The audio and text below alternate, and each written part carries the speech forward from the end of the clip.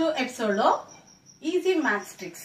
Tables అందరికీ వస్తాయి, కానీ ఒక్కొక్కసారి మర్చిపోయే అవకాశం ఉంటుంది. కొన్ని టేబుల్స్ అంటే 10 టేబుల్స్ వరకు ఈజీగా అందరూ చాలా చక్కగా చెప్పగలుగుతారు.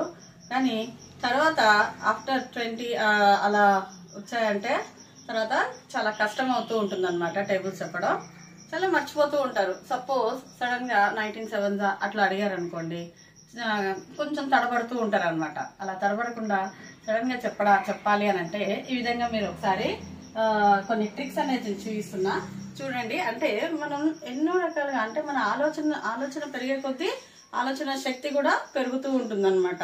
అంటే మనం నిత్య జీవితంలో మనం యూజ్ చేసేటటువంటి ప్రతి అంశాన్ని కూడా చాలా చక్కగా సృజనాత్మకంగా అంటే క్రియేటివిటీగా ఆలోచిస్తూ ఉండాలి. అందులో ఈ మ్యాథ్స్ లో కూడా కొన్ని ట్రిక్స్ అనేది నేను నేర్చుకోవడం జరిగింది. అవే ట్రిక్స్ ని మీకు ఈ వీడియోలో చూపిస్తున్నా. కాబట్టి వీడియోని స్కిప్ చేయకుండా పూర్తిగా ఆశాంతం చూడండి. ఇక్కడ సపోజ్ 12 9s ఎవరికైనా రాలేదు అన్నప్పుడు దీన్ని ఏం చేయాలి అంటే ఇక్కడ చూడండి, 2 9s 18, 2 9s 18. ఆల్రెడీ 10 టేబుల్స్ వరకు అయితే చాలా చక్కగా చాలా సులువుగా అందరికీ వస్తాయి. 2 9s 18. ఇంకా ఎంత ఉంటుంది? 1 క్యారీ ఉంటుంది అనమాట మనకి. అయితే ఆ 1 ని 9 కి కలిపేసేయండి, అంటే 9 కి యాడ్ చేయండి. 9 + 1 ఎంత అవుతుంది? 10. 108 మీన్స్ 12 9s 108. నెక్స్ట్ అదే విధంగా 16 9s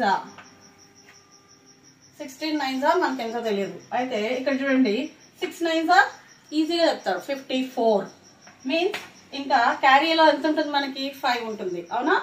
అయితే ఈ 5 ని 9 కి కలపండి. 5 ని 9 కి యాడ్ చేయండి. 9 + 5 = 14 మీన్స్ 16 9s 144. అలాగే 19 9s ఇక్కడ చూడండి, 9 9s 81.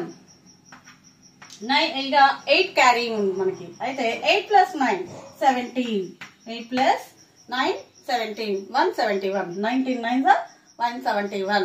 ఈ విధంగా చాలా చాలా సులువుగా మ్యాథమెటిక్స్ అంటే మల్టిప్లికేషన్స్ టేబుల్స్ ఈజీగా చేయడానికి మనకి అవకాశం ఉంటుంది అనమాట. ఈ ట్రిక్ ఒకసారి మీరు కూడా ట్రై చేయండి. ఎలా ఉంటుందో నాకు కామెంట్ బాక్స్ లో చెప్పండి. Thank you.